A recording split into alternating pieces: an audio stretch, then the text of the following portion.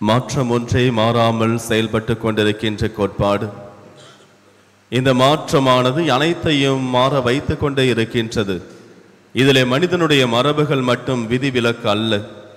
மனிதர்களால் உருவாக்கப்பட்ட சட்டமும் மனிதர்களால் உருவாக்கப்பட்டு பின்பற்றப்பட்டு வருகின்ற மரபுகளும் மாற்றம் அடைய வேண்டும், ஏற்ற காலத்திற்கு தகுந்தாற் போன்று. ஏனென்றால் மனிதனும் மாறிக்கொண்டே இருக்கின்றான். ஆனால் இவை அனைத்திற்கும் விதிவிலக்காக இருப்பது கடவுளுடைய வார்த்தை, கடவுளுடைய கட்டளை. கடவுளும் என்றுமே மாறாதவர். எனவே கடவுளுடைய வார்த்தைகளும் கடவுளுடைய கட்டளைகளும் என்றுமே மாறாமல் இருந்து கொண்டிருக்கின்றன.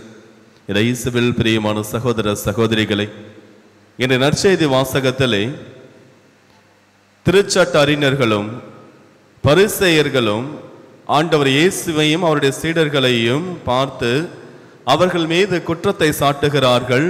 உங்களுடைய சீடர்கள் நம்முடைய மூதாதையருடைய மரபுபடி நடவாமல் ஏன் இருக்கிறார்கள் என்று. அவர்கள் ஏன் கைகளை சரியாக சடங்கு முறைப்படி கழுவாமல் உண்ணுகிறார்கள் என்ற கருத்தை எடுத்து வைக்கிறார்கள்.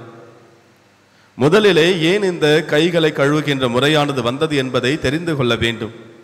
இந்த யூதர்கள் அனைவரும் நாடோடிகளாக திரிந்து கொண்டிருந்தார்கள். இவர்களுடைய முக்கியமான தொழில் ஆடுகளை மேய்ப்பது, கால்நடைகளை வளர்ப்பதுதான் இவர்களுடைய மிக முக்கியமான தொழிலாக இருந்து கொண்டிருந்தது.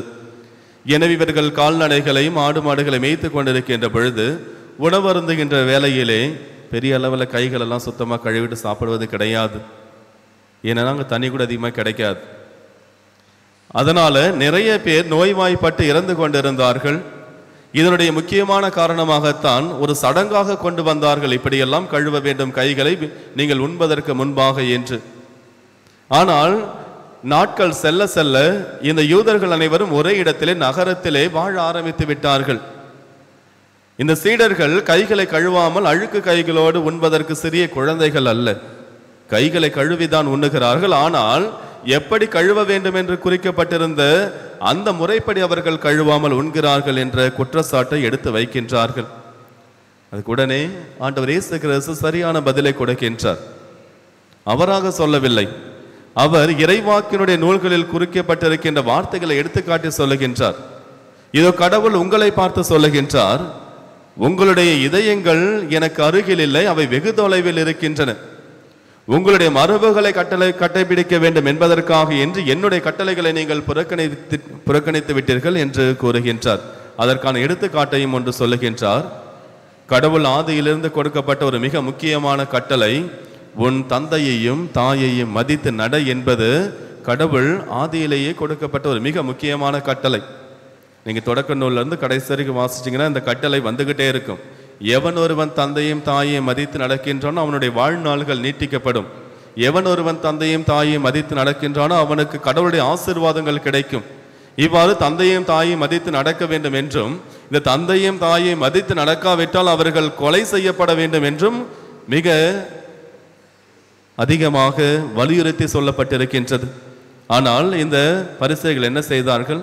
குர்பான் என்கின்ற ஒன்றை கொண்டு வந்து, உங்களுடைய தாய் தந்தையர்கள் வயதாகி விட்டார்கள் என்றால் அவர்களை உங்களால் பார்த்து கொள்ள முடியவில்லை என்றால் அவர்களுக்கு தேவையானதை நீங்கள் கொடுத்து விடுங்கள், அதன் பிறகு நீங்கள் அவங்கள பார்த்துக்கவே தேவை கிடையாது, அந்த காணிக்கையை கொடுத்துட்டீங்கன்னா போதும் அப்படின்னு இவர்களுடைய மரபை கொண்டு வந்து அங்கே புகுத்துகிறார்கள். அதன் பிறகு அந்த காணிக்கை குர்பானை கொடுத்து விட்டார்கள் என்றால் அதன் பிறகு அவர்கள் தன்னுடைய தாய் தந்தையை பார்த்து கொள்ள வேண்டிய அவசியம் இல்லை. எனவேதான் ஆண்டவர் இயேசு கிறிஸ்து சாடுகின்றார், எளிதான ஒன்றை நீங்கள் கற்பித்து தவறான ஒன்றையும் கற்பித்து நீங்கள் மக்களை தவறான வழியில் நடத்துகிறீர்கள். இது மட்டுமல்ல, இதே போன்று இன்னும் நிறைய உள்ளது மரபிலே, அவற்றை மாற்ற வேண்டும் என்பதையும் ஆண்டவர் இயேசு கிறிஸ்து சொல்லுகின்றார். இயேசுவில் பிரியமான சகோதர சகோதரிகளை, நம்முடைய வாழ்க்கையிலும் நாம் மாற்றிக்கொள்ள வேண்டியது நிறைய இருக்கின்றது.